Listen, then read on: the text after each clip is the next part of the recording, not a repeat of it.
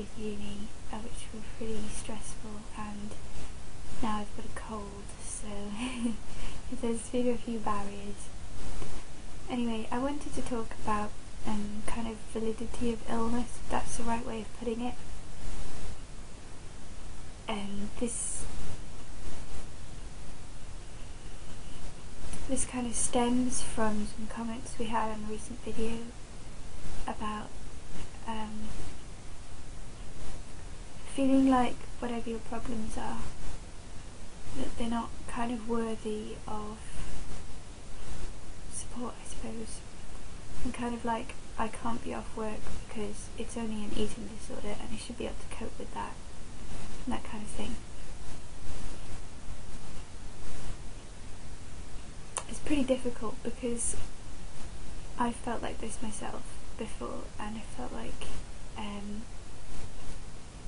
my illness wasn't valid and I should have just gotten over things. And I think a lot of perfectionist people find this, or overachievers, and they find that they feel like their problems shouldn't be getting in the way of them doing well with everything, and people don't want to give themselves a break about their problems, and they feel like other people shouldn't give them a break about it, and a lot of people don't ask for help. I know people who have mental health problems and eating disorders who haven't asked for help because they feel like they should be able to get over it, or they're just doing fine without help.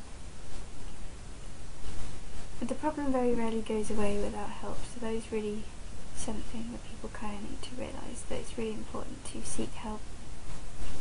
But as far as, even if you are seeking help, what can you do if you feel like you're putting a lot of pressure on yourself and you don't want other people to know because it's only an eating disorder? Well, I can tell you all day long that it's not only an eating disorder, and mental health problems are valid and serious, and you should be allowed concessions and help for whatever problem you've got so that your life can be easier. But it doesn't mean you're going to listen to me, and that's kind of where it comes in, where it just takes a little while, I think, sometimes to realise. I think there are two reasons why it happens to people, two major reasons, but if you have any others, please let me know in the comments box. I'd love to hear what you think.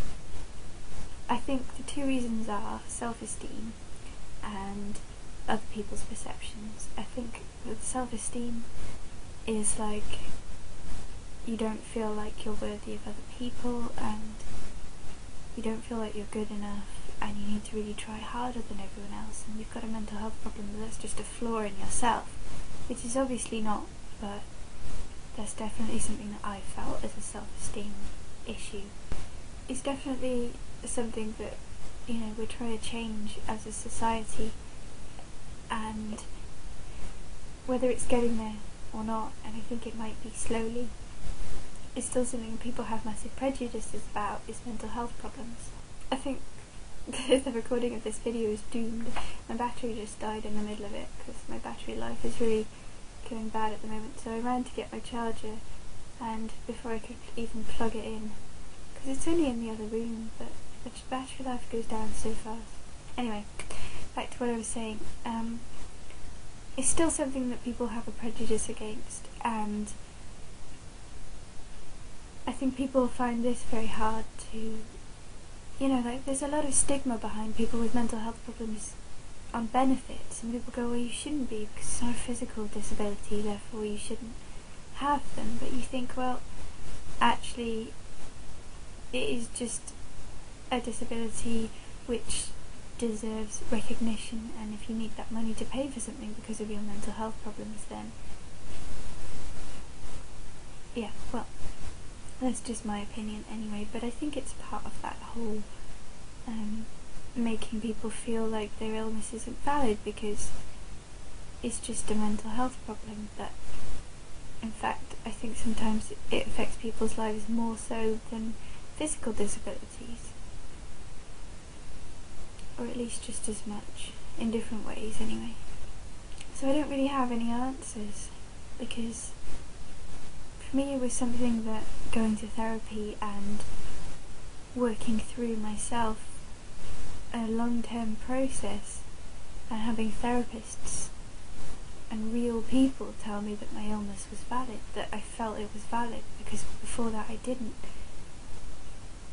I don't really have any kind of quick answers for people, so I'd love to really hear your opinions on kind of validity of illness and how people feel when they think that their illness isn't valid.